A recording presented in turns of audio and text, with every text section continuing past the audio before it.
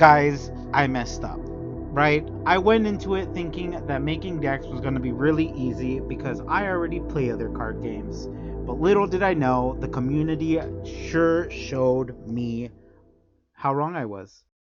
Now, remember when I said the whole blocking thing was an issue? Yeah. So I'm going to be forward and I'm going to be straight, right? I don't play this card game, but I am interested in playing this card game. What does that mean? I don't have the game installed because my computer can't handle it. Wah, wah, wah, wah, wah. But I do have a big interest in creating cards.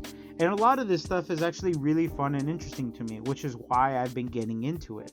I'm looking at trying to get a computer. If anybody is wanting to, give me helpful tips on getting a PC that is relatively cheap, I would greatly appreciate it if you comment down below. Maybe link some different things that maybe I can buy on Amazon or somewhere. Just because I want to not only play this game but other card games like Magic the Gathering, and maybe record those and share the journey of that with you guys. And so, if anyone is tech savvy, please let me know in the comment section below. So, what exactly is the deal with me, right? Like why am I even making these videos? I truly can't explain how much fun it is for me to create a deck. I spent hours and hours just thinking about what cards would work, what doesn't work, what's balanced, what isn't balanced. And through this journey, of making this deck, I've kind of found this really interesting thing of just, oh, this card doesn't work. Well, let's move on to the next thing, right? What else can we do that would maybe help this deck out? Or what have we done in the past that works that needs to be reiterated or needs to be edited in some way, shape, or form? So, um, there's just different issues, right? And so, because of this, right, I put little circles and triangles and just markers for things that are either greenlit, which are the cards with the little green circle on it, and things that are just straight up broken, like we can't use it, right? So I sat down with the crew, the homies, and we took apart the deck and we figured out what wasn't working and what was working. And we came to a slow realization that even though some of the effects were cool, they wouldn't work in the game. A lot of the cards were really either overpowered, underpowered, they just didn't do much, they were redundant. An example of redundancy was test subject number 002, which is right above Wounded Scholar in the center column. It's about in the middle. It's like the second one to the bottom. Um, when it's summoned for 3 costs, you summon a 3 costing unit. And it was just such a redundant card because it was a tutor for something that doesn't do much. It just draws more cards. It's a card that draws a card that draws a card that draws cards. So you can see the problem there. Now, if test subject 002 summons something like, later you'll find out what the card is, but if it summons something that dealt 4 damage, if someone chose to take 4 damage instead of letting you summon it, it would destroy it. That would be a little bit more interesting, but we didn't do that, right? And so, basically, we ended up scrapping a lot of it. And I ended up sitting down with everybody and being like, all right, guys, I need to figure out what to do, right? Because before this point, I actually didn't have the list that I have the objective on and all that stuff that I showed at the beginning of the video. It was actually something that I didn't expect at all. It kind of happened, and I sat there and I figured out what I needed to do. So I started referencing more Magic cards, more cards from Hearthstone, and just kind of mismashing. And because of this, I was bouncing around different card games, and actually, ironically, I was starting to kind of remember all of the good time that I had with a lot of these card games.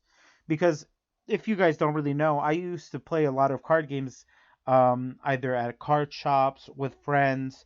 I still play card shops with friends, but because of COVID, you can't really do much. So I had to limit myself to actually doing things kind of the way that I have been doing them, which is online. So let us move to the second one.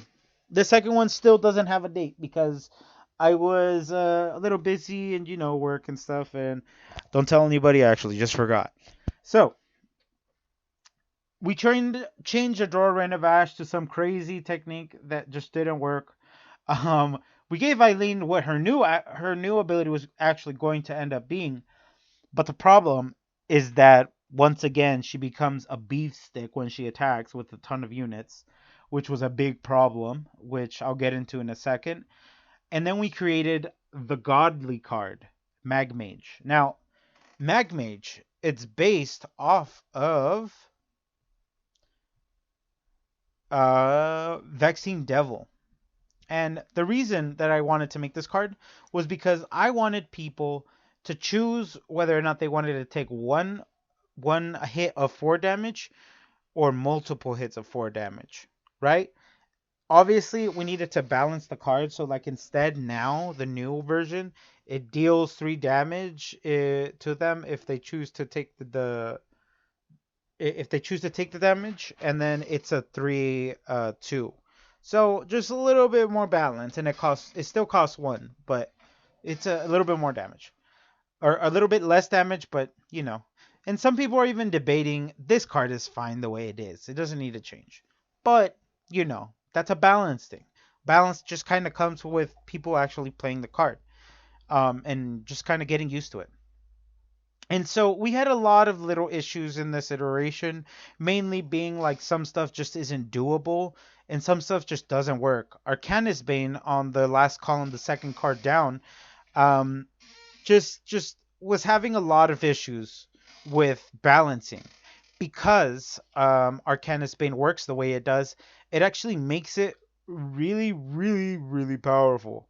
If the person that was going to choose whether Magmage hits the field or not chose to take the damage from both units, they would end up taking 16 points of damage. Not to mention that you had a 6/6 on the battlefield with Agile, and you now had 2/4/3s on the battlefield, which was really broken. So we had to limit that. And then we ended up changing that effect to summons 1, and it only doubles the damage of that one. And we gave it to a Draw Rain of Ash, but that'll be a little bit later. So the Niffin ended up being really good. It actually does a really good job. But then multi-shot, we've kept thinking about, or because originally multi-shot Spellslinger had the effect of the Niffin, right, where it would take 1 damage. But then one of our good friends mentioned, hey, why is this card look so? It looks nice and all, but why, lore-wise, why are they hurting themselves to do damage? And then we realized that we had to change the stat lines because it didn't make any sense to the artwork. And here, this is gonna kind of dip into the next section of like lore and flavor in terms of collective card game, and like your deck having an archetype and having it make sense with the effects that the cards have. This is hard. This is the reason why I feel this game is really difficult at times, at least for concepting cards, because you have one side of the spectrum that enjoys storytelling and wants to make cool cards that are actually played, which is partly me, but the other part of me not only likes doing that, but likes to make cards that are competitive, which is a difficult thing to kind of balance, considering that you can't really get both if you're, and I mean you can, but you really have to play the fine line. You have to play with the idea of both things, and if one thing doesn't make sense, you have to change the name or swap it onto another thing. So what me and my friends decided to do is we decided to put the card text and move it around to things that would fit it better, or just rename things in general. So because of this, we kind of started moving things around. Now, this is gonna dip into a part of the video where um, I'm gonna show you some cards that actually were really, really crazy that I didn't know existed. Why is Slime Blast so important? So, when we were making this deck, I didn't know about some of the mechanical functions of this of collective in order to make some interesting mechanical plays in the game. And so what I started to do was I went into VC and I was talking with all of the homies, and we kind of decided. One of them had mentioned actually that Slime Blast would be pretty crazy. Now, what is exhaust? If you're familiar with Magic, exhaust is essentially tapping a unit. So that unit can no longer block. This is important because when we're going to be attacking on our first, second, maybe third turn, and we exhaust the strongest unit, that allows us to get some more damage in and potentially trade a unit. Or just basically stun all of them or exhaust them, or tap them if you are familiar with Magic, and swing past them.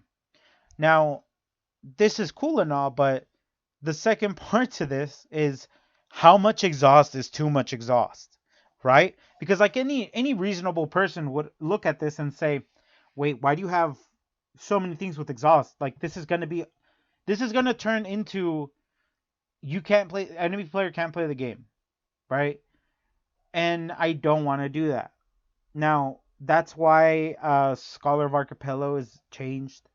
That's why now some of the different exhaust things no longer either exhaust or maybe they're not as strong. And we had to change a lot of those things just to balance the deck out. Because one of the other things about that is we want people to enjoy the game and play it, not just sit around and like. So here is the iteration that we made on December 8th, which I think is probably one of my favorites. But the big problem is that we actually have zero cards. We have four empty card slots that we replace with actions that are in the game. After speaking a little bit with the balance team in our friend group, we kind of came to the realization that the deck actually has a lot of actions and it synergizes well with actions. But at the beginning of the game, when you get a couple cards that deal damage, after it gets like 3 points of damage, you no longer use your units to deal damage in that way. You now just burn your enemy to death. And that's a problem.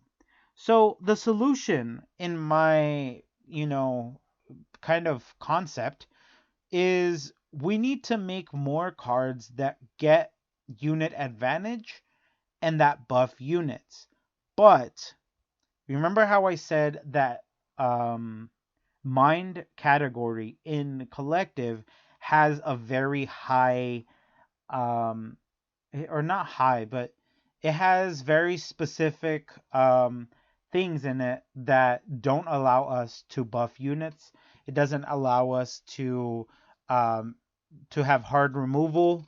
And so we have to figure out ways around that because the category of mind is basically like if you were to think of things that you can do with your mind, is essentially it, right?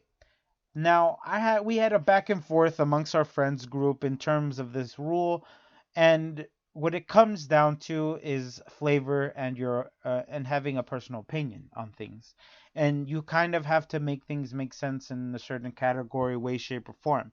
Now, do I think this is good for the game? Yes and no. But we're going to talk about that in another video because I don't want to distract from what we're doing and we're already pretty far in this video. So, if you got this far, make sure you comment down below, hey man, I made it all the way to this point. Give me a prize. I'm not going to give you a prize, but tell you what, if you do comment that, I'll pin your comment down to the top of the thing. So make sure you say something fun. Yeah, so there was a couple different things that were wrong with this iteration of the deck. One of them is now adjusted, which was multi-shot Spellslinger. We changed the action to deal 1 damage. When you play an action, it deals 1 damage opposed to 2 damage because originally Gutter Snipe dealt 2 damage. We made Mag Mage into a 3/2 and it deals 3 damage to them instead of 4. Although in my little thing I forgot to edit the 4 damage. Um, we made Broken Wand Merchant deal random. It's a new unit. It deals 1 damage to a random enemy unit after an action is played. And slowly, I'm starting to realize that I messed up again, and now I have to re-edit cards, or I have to make units that give you value for having more units rather than Guys, making card games is really hard. Making decks is hard. And so here we are on December 9th, the day right after we made another card iteration, right? Now, Diabolical Weapon now gives Frenzy 2. Frenzy 2 is really cool. It deals 2 damage before your, I believe, before combat. But there in this card game, there is a secondary limitation which I didn't even get into. And I'll get into that in the next explained video because I'm going to be going into the mechanics of the game. So anybody not familiar with it can be more familiar with it and learn about it. So you guys can make your own card games and maybe not even make your own card games, but make your own cards in collective that maybe are going to contribute way, way more in a big way and help everybody rather than just one deck. And so, let's finish this up and then I'll see you guys in the next video, I guess. So, we still need to make more units. Long story short, we made a couple cards here and there, but it ended up being we still need more units for a little bit of mid-game, just to deal a little bit more damage. And I think the solution is going to be when this unit attacks, it burns them for 3 or burns them for 2.